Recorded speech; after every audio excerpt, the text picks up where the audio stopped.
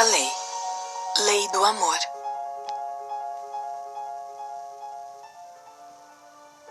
O destino do espírito é alcançar a felicidade através do experimento do amor incondicional, por livre decisão da sua vontade. Sem amor, não há evolução.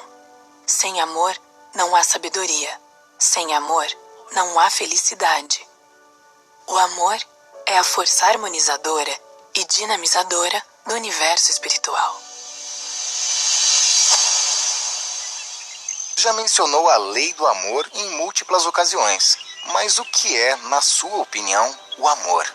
O amor pode definir-se na sua expressão máxima como a capacidade de sentir os outros como a nós mesmos. Mas o amor existe realmente ou é apenas um conceito abstrato?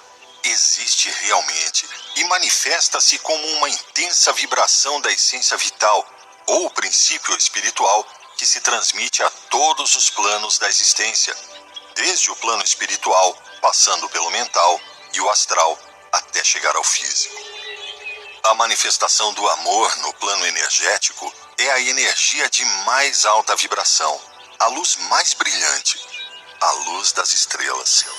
Essa vibração, a vibração do amor, assim como a luz, pode ser transmitida e recebida.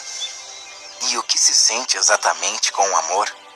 Quando um ser sente o amor verdadeiro, sente-se cheio, plenamente feliz, invadido por uma vibração, uma força e uma sensibilidade extraordinárias. Já não precisa de mais nada para ser feliz.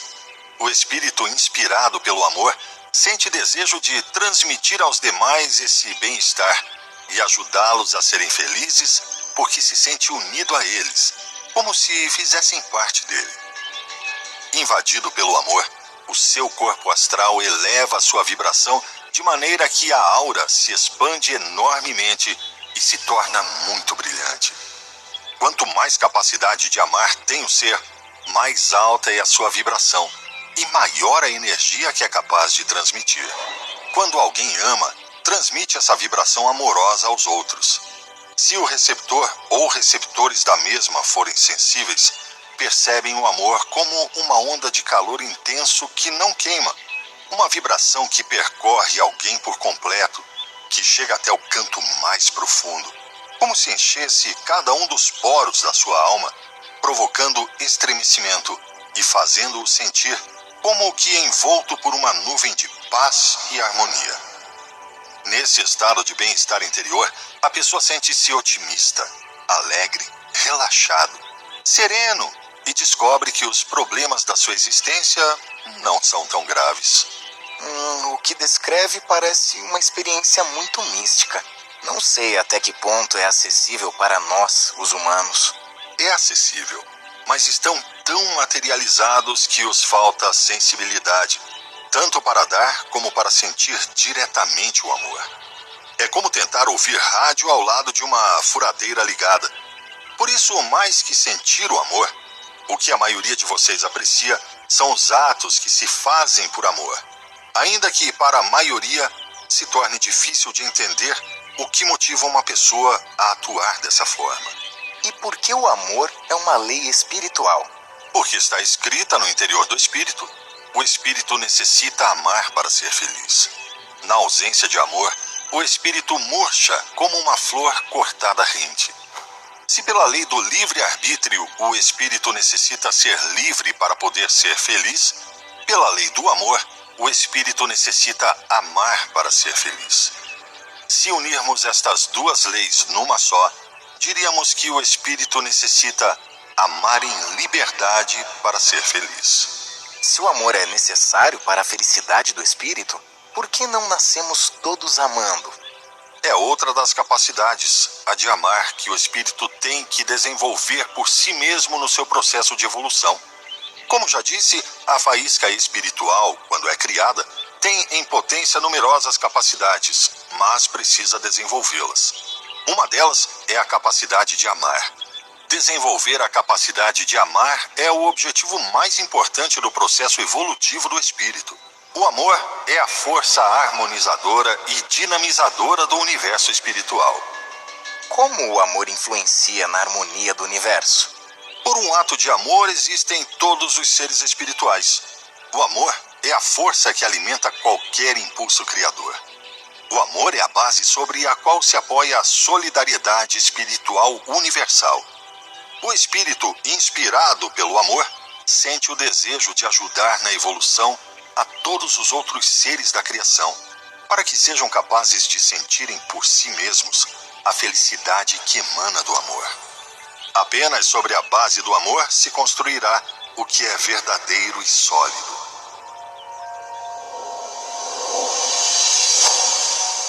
Amor versus egoísmo. Qual é o primeiro passo que cada um devia dar para poder amar? Para amar é necessário sentir a si mesmo. E para sentir a si mesmo é necessário conhecer a si mesmo. Se quer amar os outros, aprenda primeiro a amar a si mesmo, através de se conhecer. Quem não quer bem a si mesmo, não pode querer aos outros. Mas eu tinha entendido que para amar os outros, você deve renunciar a si mesmo. Nem pensar. O que deve fazer é renunciar ao seu egoísmo, mas não aos seus sentimentos. O que acontece é que vocês têm um conceito de que é o amor que é incorreto, porque misturam o amor com o egoísmo. Amar-se a si mesmo não é julgar-se melhor do que os outros, e por isso dedicar-se a satisfazer caprichos egoístas, mas sim reconhecer as próprias necessidades afetivas, os sentimentos, e desenvolvê-los para que sejam o motor da sua vida. Por isso, disse que para amar verdadeiramente é tão importante conhecer-se a si próprio. Conhecer-se implica saber distinguir entre o que sentimos e o que pensamos. Reconhecer entre o que vem do nosso sentimento e o que vem do nosso egoísmo.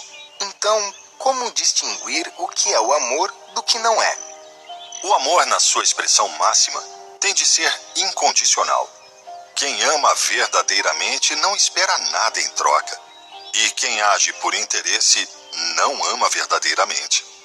O amor tem que ser livre, senão não é amor. Não se pode forçar ninguém a amar. Quem quiser amar tem que querer também renunciar ao egoísmo. O amor e o egoísmo são conceitos contrários, incompatíveis entre si, antagônicos. Não se pode amar sem renunciar ao egoísmo, já que o egoísmo é, na realidade, a ausência de amor. Aprender a amar é o mesmo que aprender a desprender-se do egoísmo. Quem aumenta a sua capacidade de amar, diminui o seu egoísmo e vice-versa. E como o espírito aprende a amar? É um processo contínuo que requer muitíssimo tempo de evolução. O espírito começa antes de iniciar a fase humana e não termina nunca, já que há sempre algo novo para aprender a respeito do amor. Como aprender a falar, não há outra forma de desenvolver o amor que não seja através da interação constante com outros seres. Nas primeiras etapas, quando o ser espiritual está escassamente desenvolvido, sente o amor que outros seres mais avançados sentem em relação a ele na forma de emoções. Isso lhe provoca bem-estar. Também deve sentir o que é a ausência de amor, quer dizer, o egoísmo de outros seres que, da mesma forma que ele, ainda não são capazes de amar. Isso o fará sentir emoções de mal-estar, mas também lhe permitirá reconhecer, aprender a distinguir melhor entre a ausência e a presença de amor, e a valorizar a presença de amor, o que servirá de estímulo para poder desenvolver em si mesmo os sentimentos. Ou seja, antes de ser capaz de amar, o ser espiritual sensibiliza-se como receptor do amor de outros seres mais avançados, que lhe servem de exemplo do que é ser emissor de amor. Também deverá conviver com outros seres com um egoísmo igual ou mais acentuado do que ele mesmo, que servem de exemplo do que é a ausência de amor. Todas essas interações motivarão o desenvolvimento, primeiro das suas emoções e, mais tarde, dos sentimentos.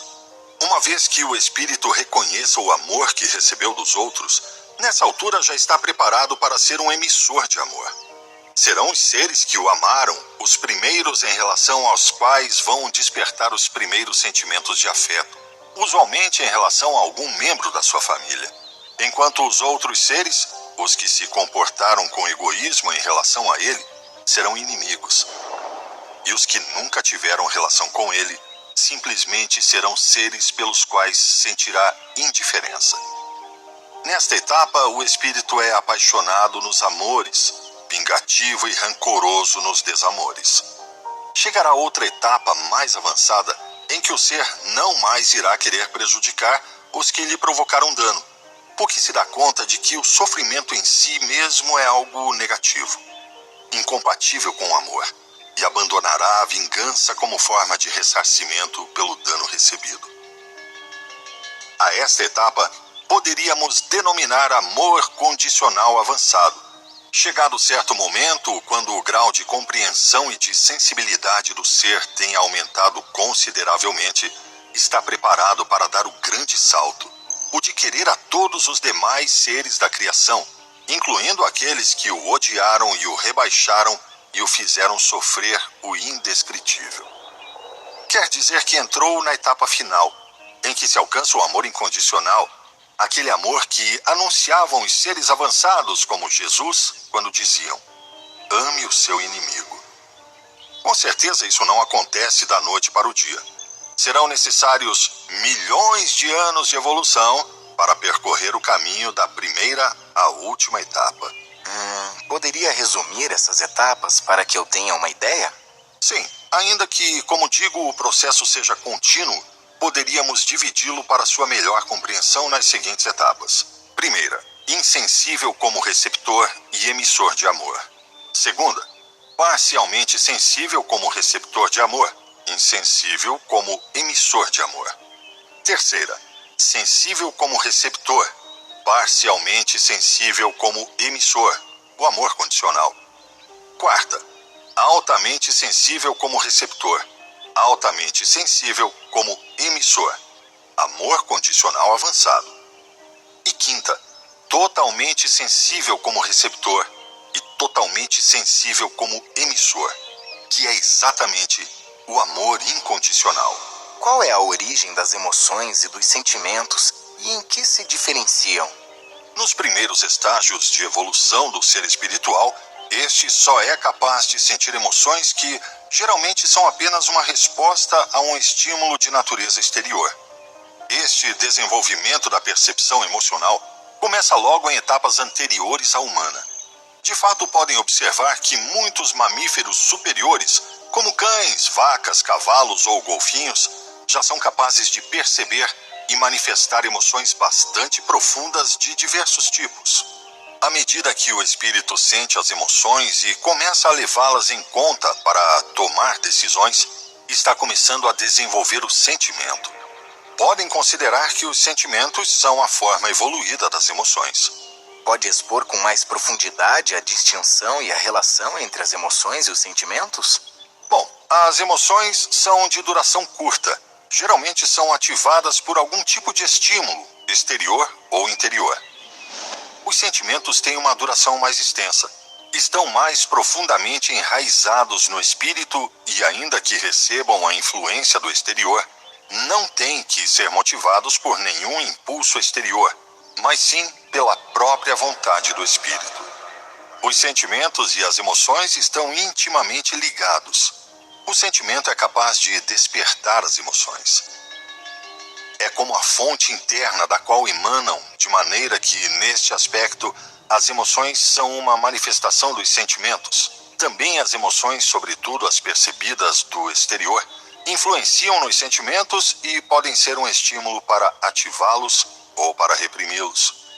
No máximo desenvolvimento do sentimento de amor, ou seja, quando se chega a experimentar o sentimento de amor incondicional, nos encontramos já perante um sentimento que não vai terminar nunca e que, além disso, não necessita de nenhum estímulo exterior para que seja despertado ou alimentado. Em que parte do ser se originam as emoções e os sentimentos? As emoções e os sentimentos de amor originam-se no corpo espiritual. As ego-emoções e os ego-sentimentos, ainda que sejam percebidos no corpo espiritual, desenvolvem o seu caráter egoísta no corpo mental. Não entendo o que quer dizer. O que são os ego-sentimentos e as ego-emoções? São os sentimentos e emoções negativas geradas por atitudes egoístas. Na realidade, as atitudes egoístas são pensamentos e, portanto, originam-se na mente. Então, o sentimento e o pensamento têm uma origem distinta? Sempre julguei que ambos eram frutos da mente. É verdade, eles não têm a mesma origem. O sentimento procede do espírito, o corpo espiritual, e o pensamento da mente, o corpo mental. Deixe-me ver se entendi bem. Quer dizer então que o egoísmo se origina na mente e o amor no espírito? Exatamente isso. Ainda que, como já disse, as ego-emoções e os ego-sentimentos se percebam também no corpo espiritual, o seu aspecto egoísta é gerado na mente. Poderia esclarecer esse ponto? Continuo sem entender como pode ser que o egoísmo se origine na mente e que os sentimentos ou emoções egoístas se sintam no espírito. É claro. Imagine que uma pessoa se encontra com uma lanterna acesa dentro de uma cúpula de cristal. Se o cristal é transparente, tanto a luz que sai da lanterna para o exterior, como a luz que entra do exterior no interior, não sofrerá praticamente nenhuma modificação pelo fato de passar através do cristal. Contudo, se o cristal da cúpula, em vez de ser transparente, for opaco, então modificará a passagem da luz através dela, tanto da luz que sai do interior para o exterior, como da que entra do exterior para o interior da cúpula. A pessoa com a lanterna representa o corpo espiritual e a cúpula de cristal representa o corpo mental. A opacidade do cristal da cúpula representa o egoísmo.